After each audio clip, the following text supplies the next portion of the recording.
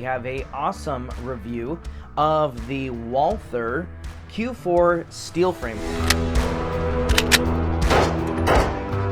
Walther is known for having the best striker fire triggers right out of the box. The trigger is awesome.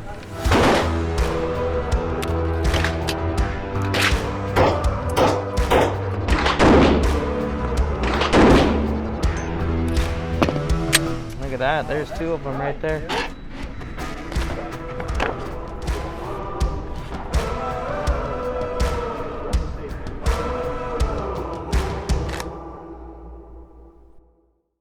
Hey everybody, welcome back to the Concealed Carry channel. I am Grant McLean. Today we have a awesome review of the Walther Q4 Steel Frame. We're going to do a formal unboxing, tabletop, and range review for you today. Hopefully this will help you make a better educated decision on whether or not this is going to be a good gun for you. Of course, make sure to hit that like if you support the gun community and you like guns in general. Hit that like and share the channel with your friends, family, and other enthusiasts. If you haven't subscribed, subscribe now, and you'll get updated on when we have new videos come out.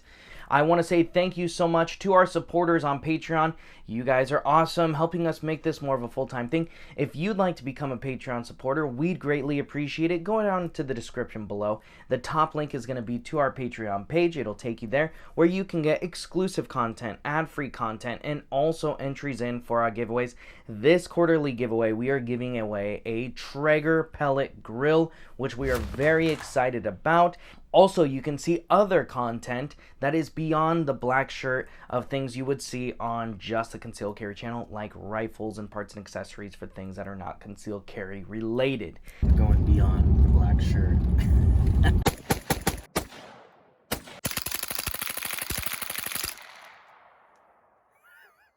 It's nice. So, check out our Patreon. I think you'll really like what we have going on there, and we would love the support.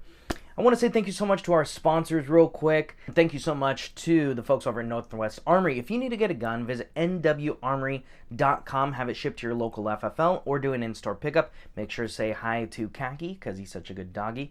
And, of course, thank you so much to the folks over at X-Hunt Targets. If you need to get some of the awesome reactive targets we have here on the channel, visit xhunttargets.com and order those up. You'll like them very much.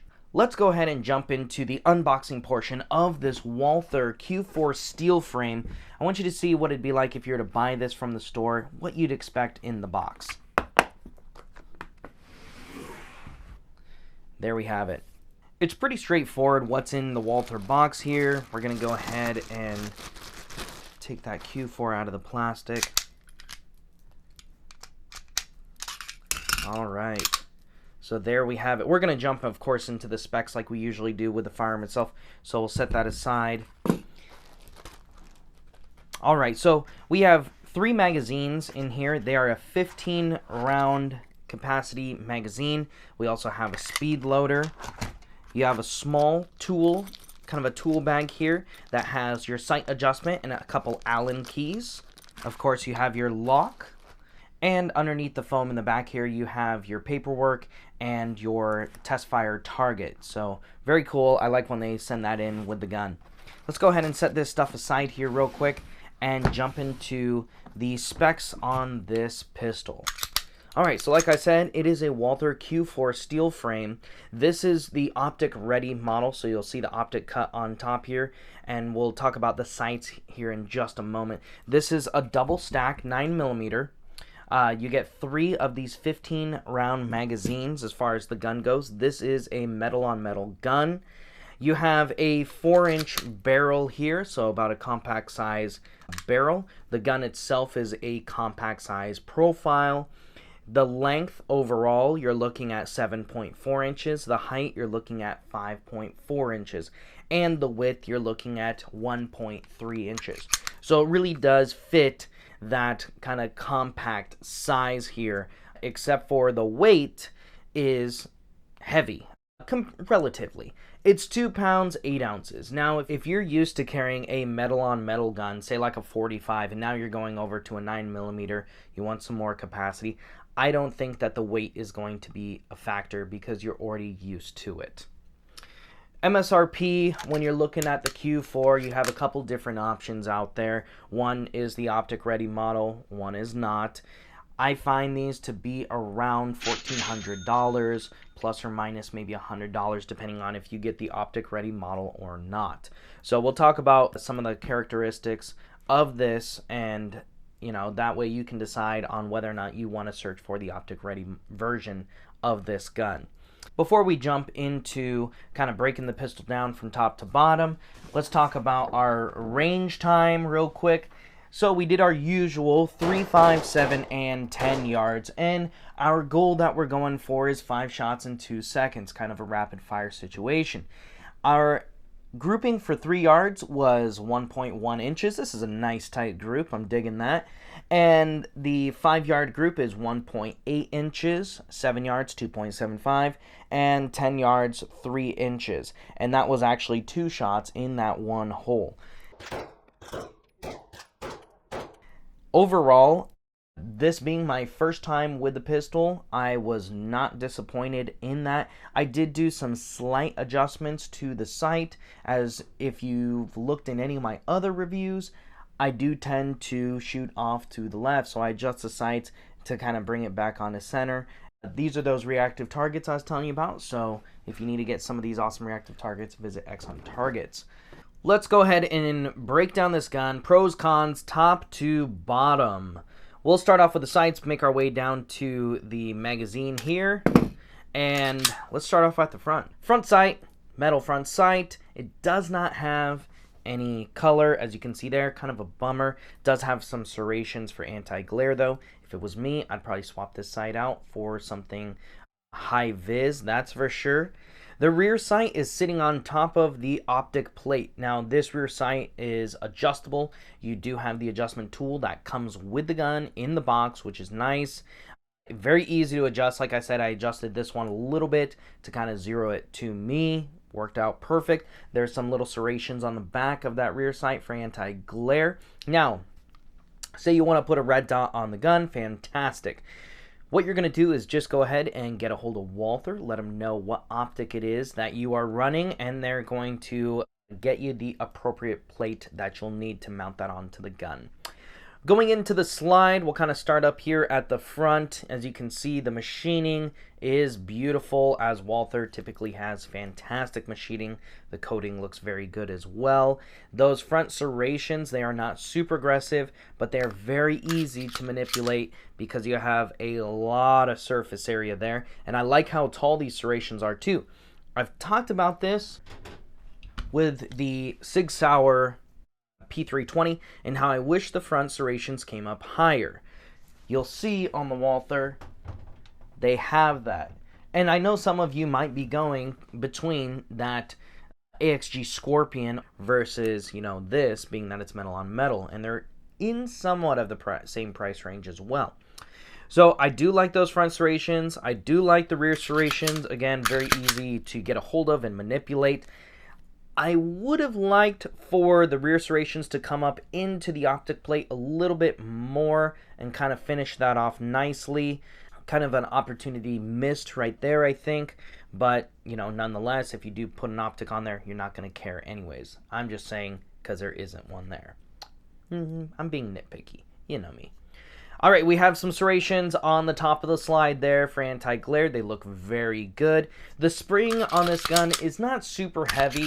It's not super light. It's like most compact size guns. However, I do find that it is extra easy to manipulate because of the size of those serrations. So if somebody came to me and said, Grant, I need a gun, I have weak wrists or kind of weak grip strength, I would feel comfortable showing them this gun, considering you can get so much grip onto the slide. I think that you could easily manipulate the slide even if you don't have the greatest of hand strength. Coating looks good. On there, like I said, you can see the Q4 insignia there, the Walther logo. Very nice. The fit, the finish, very nice. Let's go down into the controls here. We'll start off with the slide lock release. This is one of my favorite slide lock levers here. It is wide, it is very easy to manipulate, and it is ambidextrous as it is from the factory, and the fit and finish of it is very nice, and it doesn't look copy paste or like an afterthought. It looks like they built this very thoughtfully. Now the takedown lever is going to be on the left side of the gun. Of course, that to me doesn't necessarily need to be ambidextrous. It has some nice grip to it as well, so that's going to be very easy for you to manipulate. Now the magazine release from the factory is not ambidextrous. However, you can switch that over to the right side of the gun for you southpaws. So no problem there. As far as the magazine release goes, manipulating that mag release is a little bit more difficult if you have medium-sized hands or smaller, or just kind of short thumbs like I do. So I do have to somewhat move my hand a little bit out of its firing position to manipulate that mag release. So it's just a tiny bit that I'm having to really push forward that thumb a tiny bit, but it works well. Obviously has some nice little grip serrations onto it, so no issues on that end, but just something to keep in mind. Now I know for a fact that people are making thinner G10 grips. G10 my favorite, but I know there's companies aftermarket wise that are making thinner grips.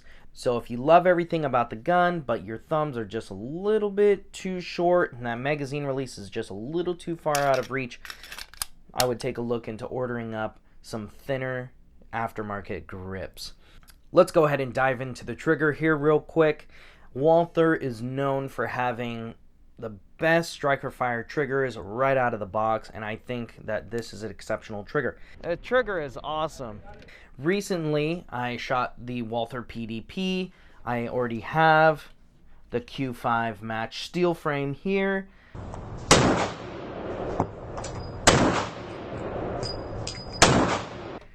This trigger, for whatever reason, and it might be because this is my first time shooting it and it's not quite broken in, it didn't feel as smooth.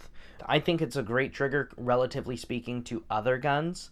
It is fantastic, but compared to the Q5 steel frame that is well broken in, and also the PDP that I shot that was fairly broken in, this one here needs some more break-in time for me to determine whether or not it's something where I kind of give it a thumbs up or thumbs down compared to those. But I do like this trigger. Of course, you have that slight curve to it. The safety sits nice and flush with the face of the trigger when it's depressed. I've talked about that in my Glock 43X review, where the safety, when you depress it, because the safety's flat and the trigger's curved, it feels weird, and how I would take some sandpaper, kind of sand that down, smooth it out to the face of the trigger.